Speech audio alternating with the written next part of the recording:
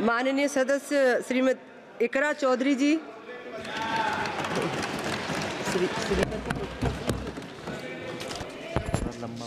Thank you, Speaker, ma'am.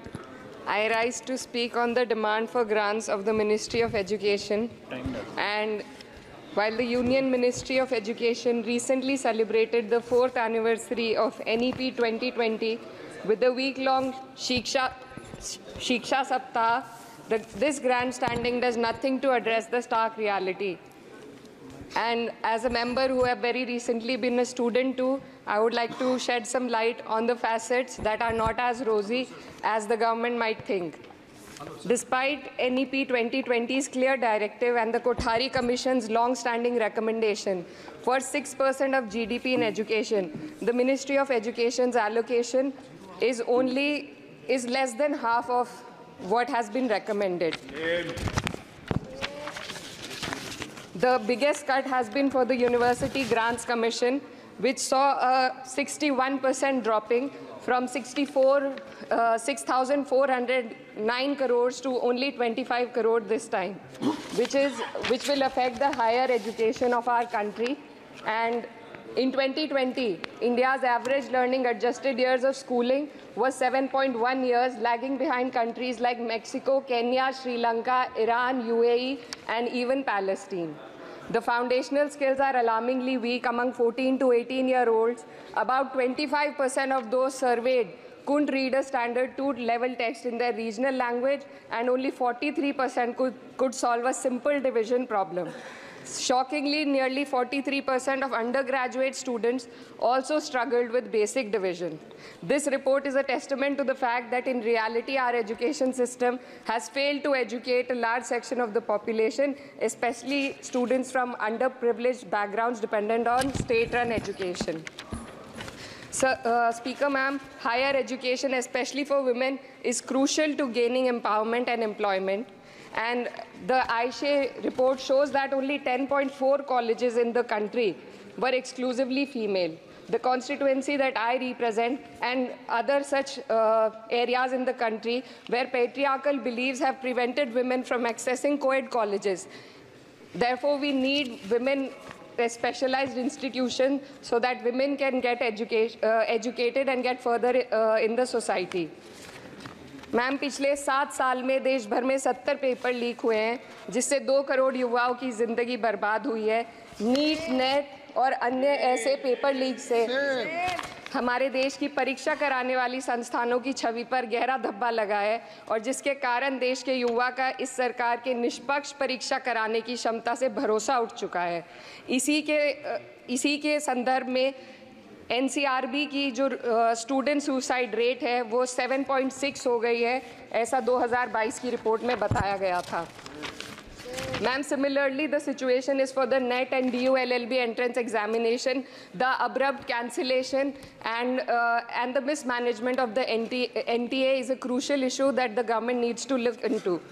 Ma'am, I would also like to bring to your attention the discrimination against minorities in this budget allocation, especially in the case of closure of the Maulana Azad Foundation. Despite the Prime Minister's vision of minorities progressing with Quran in one hand and computer in the other, this undermines efforts to boost educational opportunities. What we also need in today's time is quality STEM education, as outlined by India's National Education Policy 2020, and it is crucial for fostering critical thinking and preparing our youth for 21st century challenges. But, ma'am, only 18.4% schools have functional computer labs, and there's a significant gender gap in STEM enrollment, with only 28% of females compared to 36% males. While the government now promotes Digital India, it would do well to take a leaf from the Samajwadi Party's government under Akhilesh Yadav ji, which began distributing free laptops to class 12 students in 2012, effectively combating computer illiteracy and bridging digital divide in rural Uttar Pradesh. Educational freedom index में भारत की स्थिति काफ़ी हद तक खराब है, हमें निचले 30% देशों में रखा गया है. The intertwining of political agendas with Indian higher education has worsened under the current government. Key historical and scientific facts are being erased from textbooks to advance a certain kind of narrative. Mughal history is continuously distorted and erased. but notably, Darwin's theory was removed from the class 9 and 10 syllabuses by the 21-22 academic year. And the topic of evolution was completely excised from school textbooks. This distortion of educational content undermines academic integrity and damages India's educational ethos.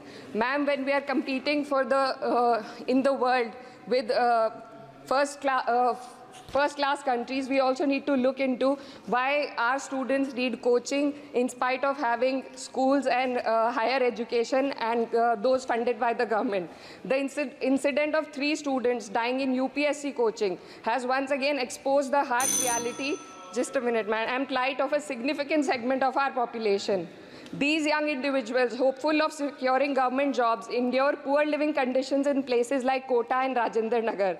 This situation calls for a deeper reflection on the shortcomings of our outdated education system. The coaching industry in India has become a critical part of the educational landscape due to the failures of the traditional schooling system. The national education policy fails to address why students rely on coaching in the first place. So, ma'am, I would like to end with certain demands to the minister for my constituency. मेरे संसदीय क्षेत्र कैराना में आपके माध्यम से सरकार से मैं मांग करती हूँ कि विजय सिंह पथिक डिग्री कॉलेज कैराना में बीएड, LLB जैसे कोर्सेज शुरू किए जाने चाहिए, जिनसे युवा और महिला अपने रोजगार खुद ढूंढ सके। जनपद शामली के कैराना और ऊन में और सहारनपुर के नकुड़ में गर्ल्स डिग्री कॉलेज और गर्ल्स हॉस्टल खोले जाएं। जनपद शामली में नया केंद्रीय विद्यालय व जवाहर नवोदय विद्यालय खोलने जाने की मांग करती हूँ और मां शकंभरी देवी विश्वविद्यालय सहारनपुर को अपना कैंपस और विभिन्न प्रोफेशनल कोर्सेज चलाने के लिए विशेष धनराशि प्रधानमंत्री उच्चतर शिक्षा अभियान के अंतर्गत दिए जाने की मांग करती हूँ। उत्तर प्रदेश राज्य में शिक्षा मित्रों का संयोजन अध्यापकों के पद पर किया जाए ताकि प्राइमरी एवं जूनियर हाई स्कूलों में शिक्षकों की कमी को दूर किया जा सके। धन्यवाद।